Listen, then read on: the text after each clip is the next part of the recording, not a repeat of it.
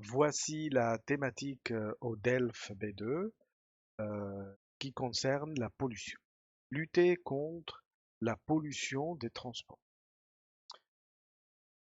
Commençons par le commencement. Nous aurons besoin d'un peu de vocabulaire. Donc c'est le cas ici. Je vous laisse le lire.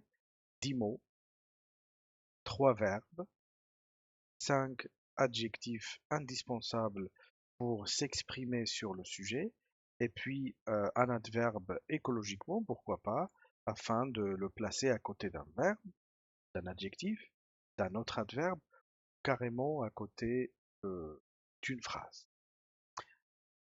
Ok, et passons finalement à quelques expressions qui vont nous aider à bien donner du jus, du contexte à nos paragraphes, s'il s'agit d'une production écrite, ou bien de notre prise de parole, s'il s'agit euh, d'un monologue par exemple. Voilà. Nous allons mettre en contexte cette thématique sous la forme d'un constat.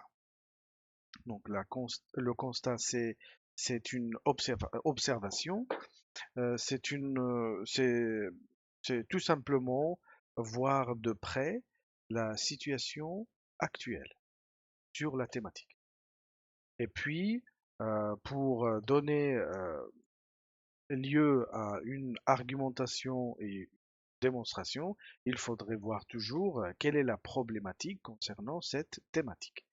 Eh bien, il s'agit d'une controverse ou une polémique ou bien une question qui contrarie un peu le constat.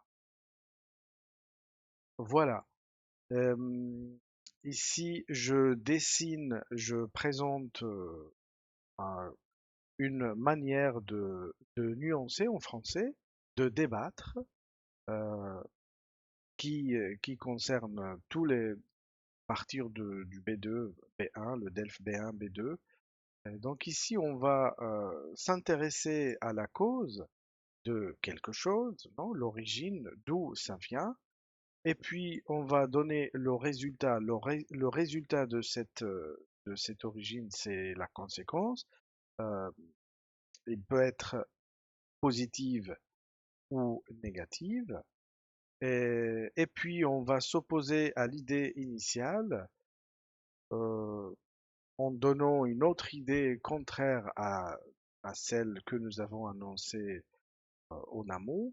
Et puis, on va passer à accepter, à admettre, à concéder un peu cette idée depuis le début. Donc, ce sont des techniques, ce sont des mots logiques, d'accord? On commence par expliquer, puis la conséquence, et puis on se contrarie, on s'oppose à cette idée initiale, et finalement, on va accepter un peu.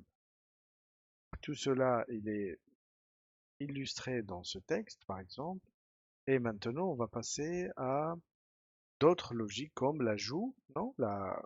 Le but, pardon, c'est la finalidad, non? L'objectif de nos propos, qu'il y a un texte ici. Regardez ici que je choisis un seul connecteur en vue de, ou bien dans un verbe avoir pour but de. Un synonyme de but, c'est l'intention, et voilà qui est tout un peu de manière exagérée exprimée dans un seul paragraphe. Et plus tard, nous verrons l'ajout, non, l'ajout, añadidura, par ailleurs, un connecteur logique euh, qui sert à ajouter une autre idée dans la même lignée que la précédente. Par ailleurs, c'est comme además, de plus, de surcroît, c'est un peu plus formel, ou bien en outre. Et puis la chronologie, il est essentiel de marquer la progression de nos propos de manière ordonnée.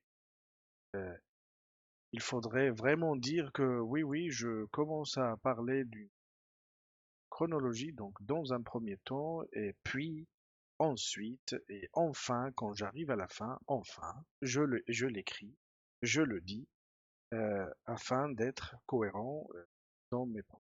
Et puis, j'ai choisi, tandis que pour comparer deux éléments, il y en a d'autres, mais là c'est très bien, tandis que la conclusion, quand j'arrive à la fin de mes propos, la fin de ma production écrite ou la fin de ma production orale, je le signale afin que l'évaluateur sache que je suis bien à la fin, à mon dernier paragraphe. Eh bien, ici, on pourrait choisir pour conclure.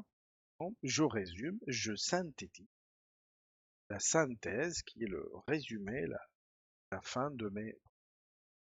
Et puis, pourquoi pas émettre une hypothèse, c'est une construction grammaticale essentielle pour nos propos afin de démontrer que on peut vraiment aller au-delà de la réalité et imaginer quelque chose.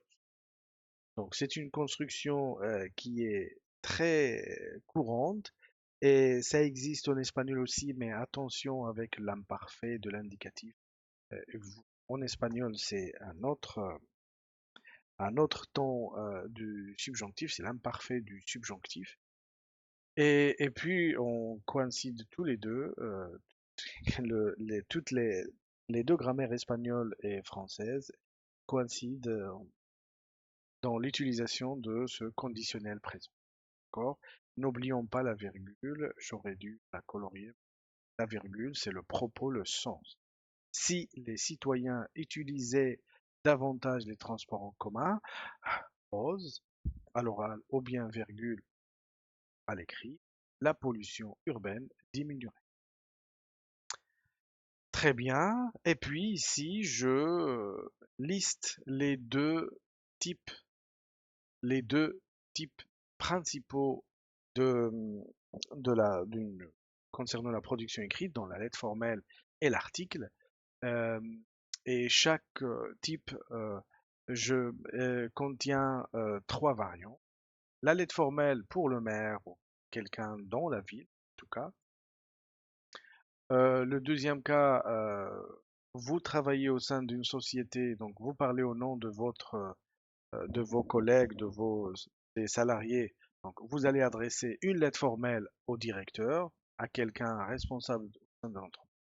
Et puis à l'université, on est étudiant, hein, on est dans une université française et on va envoyer un, une lettre formelle à un responsable. Et puis le deuxième type, avec trois variants aussi, l'article écrit dans un forum avec des codes du forum.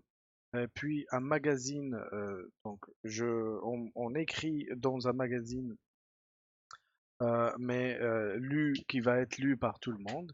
Et puis écrire sur un site web, un article dans un site web, dans un blog, sur un site web, dans un blog, afin voilà, d'argumenter aussi de la même manière. Ça change uniquement le support.